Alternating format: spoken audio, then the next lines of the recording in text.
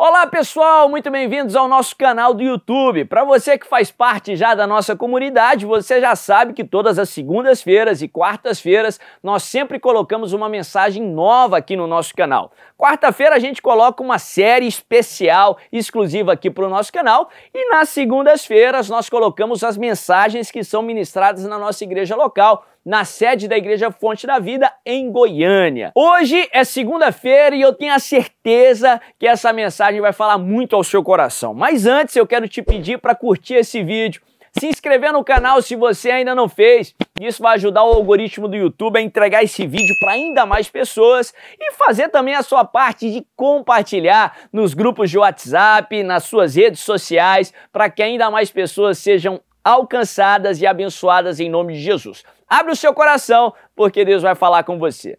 Abre tua Bíblia comigo no livro de Atos, no capítulo 2. Atos capítulo 2, a partir do verso 1. A palavra de Deus diz assim: chegando o dia de Pentecoste, estavam todos reunidos num só lugar. De repente, fala comigo, de repente. Mais uma vez, diga, de repente, veio do céu um som, como de um vento forte, e encheu toda a casa na qual estavam assentados. E viram o que parecia línguas de fogo, que se separaram e pousaram sobre cada um deles. Todos ficaram cheios do Espírito Santo e começaram a falar noutras línguas, conforme o Espírito os capacitava. Havia em Jerusalém judeus, devotos a Deus, vindos de todas as nações do mundo. Ouvindo-se o som, ajuntou-se uma multidão que ficou perplexa, pois cada um os ouvia falar em sua própria língua. Atônitos e maravilhados, eles perguntavam: acaso não são galileus todos esses homens que estão falando? Então como os ouvimos cada um de nós em nossa própria língua materna? Olha que texto interessante. O dia de Pentecostes, ele foi estabelecido lá no Antigo Testamento, e foi um marco não só para Israel, como um marco para toda a humanidade. Ele sucedeu a primeira Páscoa, e se você se lembrar, a primeira Páscoa se deu enquanto o povo de Israel estava lá no Egito. A Bíblia fala que o povo de Israel passou anos ali no Egito, pouco mais de 400 anos, nos quais a grande parte desse tempo o povo foi opresso, o povo foi escravizado por Faraó e pelos egípcios. Deus, anos lá atrás, ele havia prenunciado a Abraão que de fato isso iria acontecer. Toda aquela prova que o povo de Israel passou no Egito não foi uma surpresa para Deus. Deus sabia que iria acontecer. Pode ter pego o povo de surpresa, mas não pegou Deus de surpresa.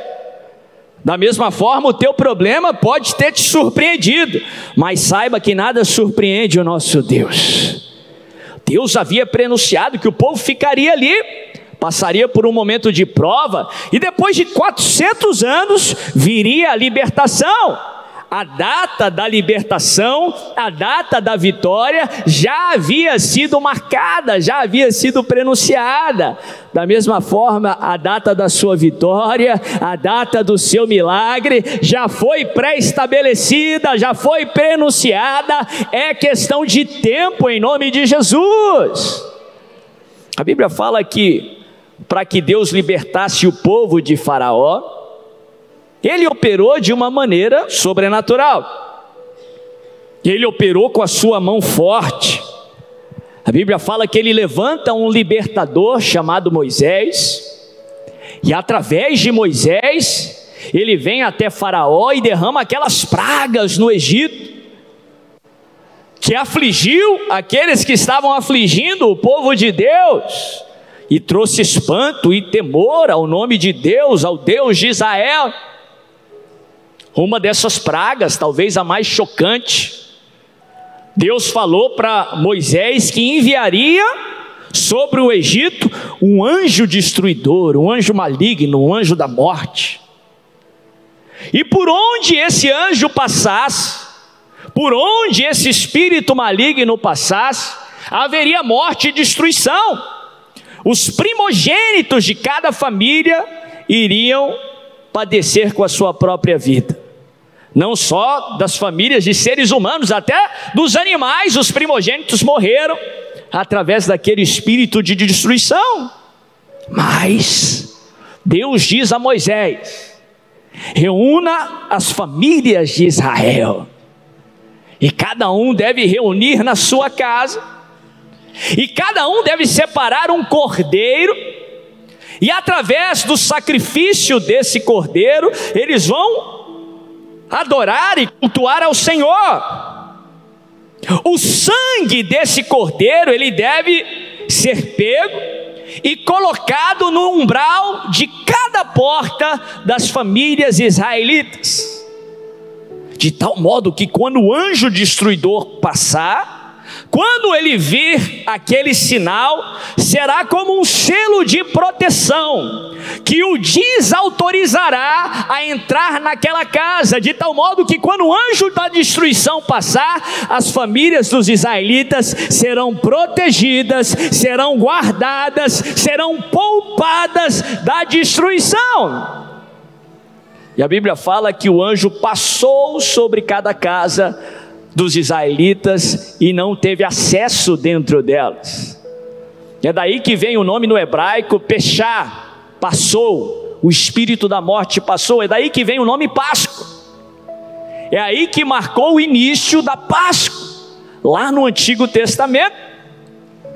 Depois que o povo foi liberto com a mão poderosa do Senhor, de tal modo que Faraó foi forçado a liberar o povo, de tal forma que Faraó foi forçado a abençoar o povo, Deus determinou para que os israelitas, todos os anos posteriores, na época da Páscoa, se reunissem com as suas famílias, se reunissem dentro de suas casas e sacrificassem, cultuassem ao Senhor.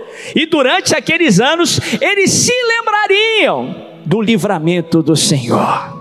Eles se lembrariam que como de maneira sobrenatural, milagrosa, Deus salvou as famílias dos israelitas. Olha, se isso já nos ensina também uma tremenda lição. Todos os anos eles tinham que se reunir com as suas famílias, eles tinham que conversar e contar para os seus filhos da grande bênção que Deus tinha derramado sobre os israelitas. Todos os anos eles eram forçados a fazer isso, porque era uma determinação da lei. Eles tinham esse grande estímulo para se reunir com a sua família e para contar, para celebrar o feito do Senhor. Olha, se isso não é uma lição para que nós possamos aplicar nos dias de hoje. Se você marcasse as vezes que você se reunir com a sua família, com seus filhos, e de uma maneira proativa você se forçasse mesmo a contar e a celebrar as bênçãos que Deus derramou sobre a sua vida. Se você ter esse costume de compartilhar e contar para os seus filhos de como Deus te salvou da morte e do inferno, de como Deus te abençoou, de como a poderosa mão do Senhor te trouxe até aqui. Ah, meu irmão, isso é uma tremenda lição para você aplicar durante a sua vida. E isso não é um processo natural, não. Naturalmente falando, você não vai fazer isso. A Bíblia fala que todos nós temos uma natureza caída, ruim, inclinada para o mal. A natureza humana não reconhece os feitos do Senhor. A natureza humana é ingrata. A natureza humana é negativa.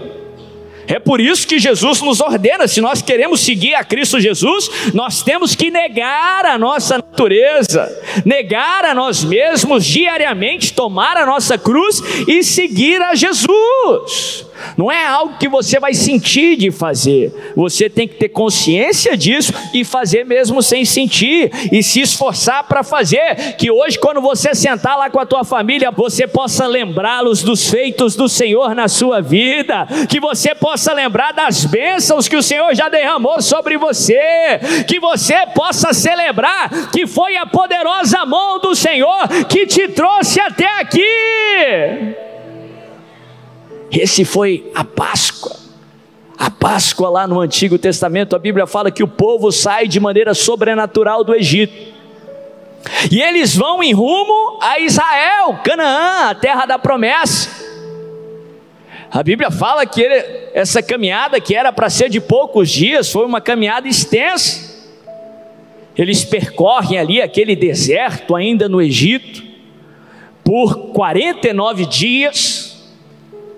A Bíblia fala que Deus os conduz, Deus os livra de maneira milagrosa ali dos egípcios.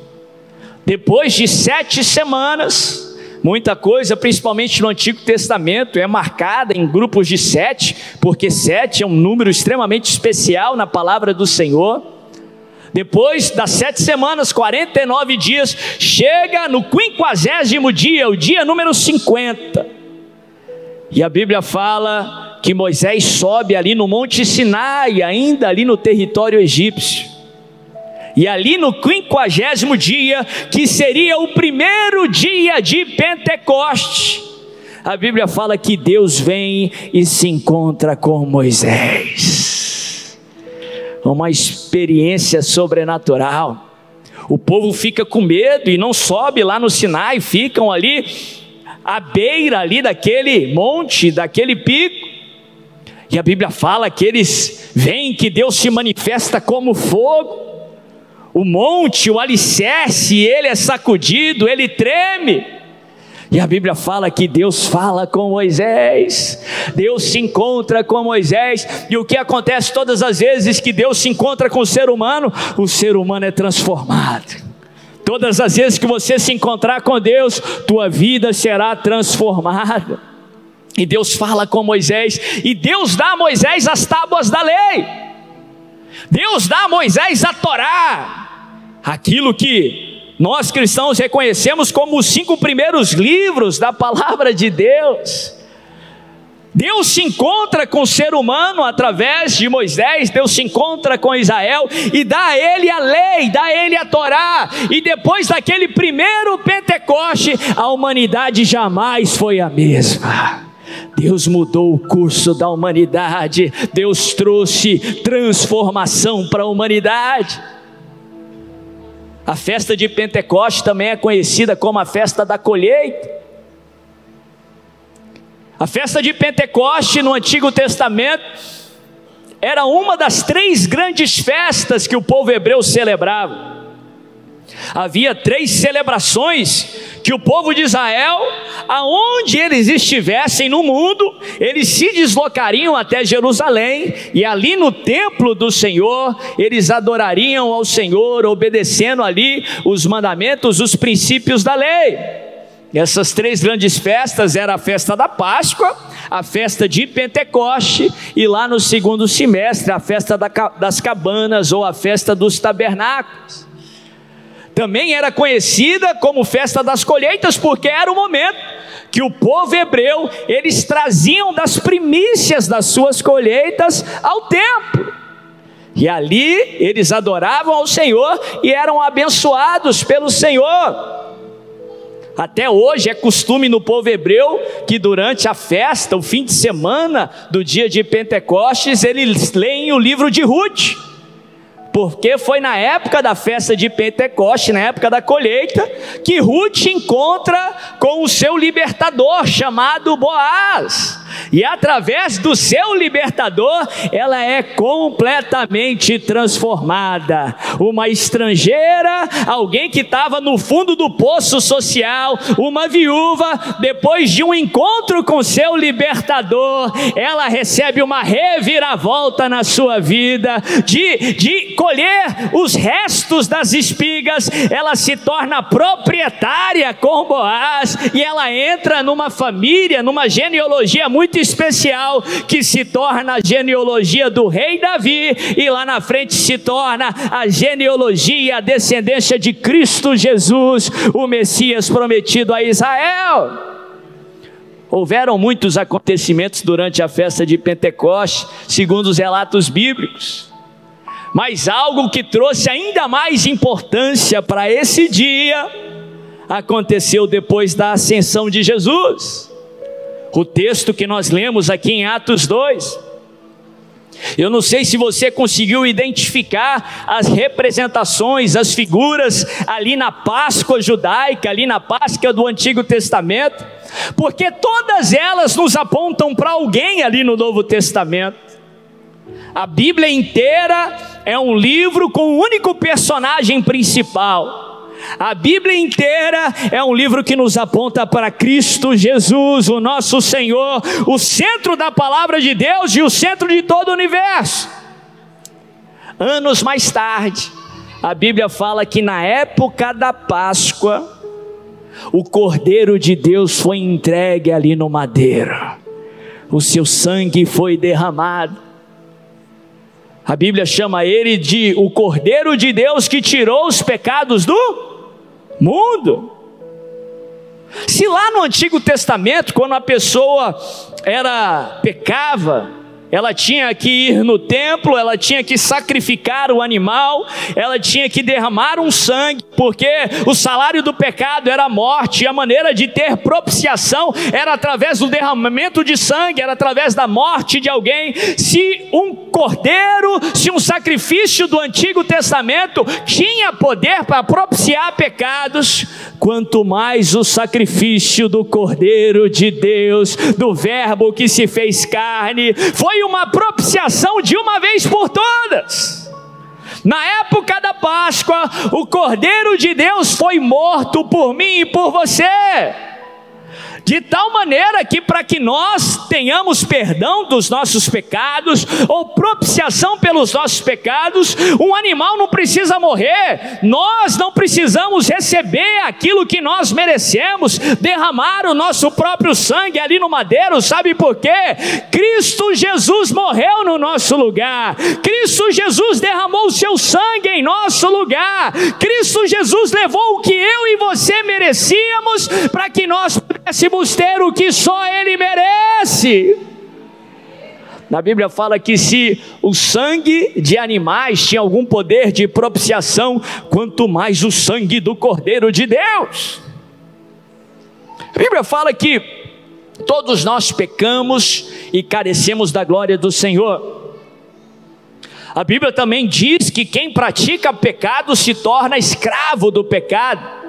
Em outras palavras, todos nós, antes de Cristo, estávamos no Egito. Todos nós estávamos sujeitos à vontade desse Senhor.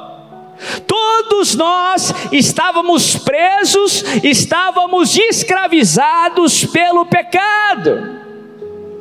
Mas a Bíblia diz que, como foi prenunciada, na hora do Senhor, no tempo certo, Deus também enviou um libertador. Há mais de 2000 anos atrás, Jesus Cristo veio para enfrentar aquele faraó que tinha as nossas vidas sob o seu domínio. E a Bíblia fala que Deus veio com mão poderosa, o Verbo se fez carne, Deus veio e habitou entre nós. Aquele que não cometeu pecado se tornou pecado para que nós nos tornássemos justiça de Deus. E Cristo Jesus foi crucificado em nosso lugar. O Cordeiro de Deus foi morto por mim e por você, o sangue foi derramado. Interessante que na primeira Páscoa, quando o anjo destruidor passava, se ele visse o sangue do Cordeiro ali na porta de cada casa, aquilo seria um sinal do selo da proteção de Deus. de tal forma que através do sangue de Jesus, do sacrifício de Jesus, quando o destruidor olhar para a tua vida, quando o anjo da morte olhar para a tua casa, ele vai ver o selo, ele vai ver o sangue do Cordeiro de Deus, de tal modo que as portas do inferno não vão prevalecer contra você, o destruidor não vai ter acesso à sua vida, não vai ter acesso à sua casa, porque você está sob o sangue de Jesus. Ah, meu irmão, se o sangue de animal tinha poder, quanto mais o sangue de Jesus.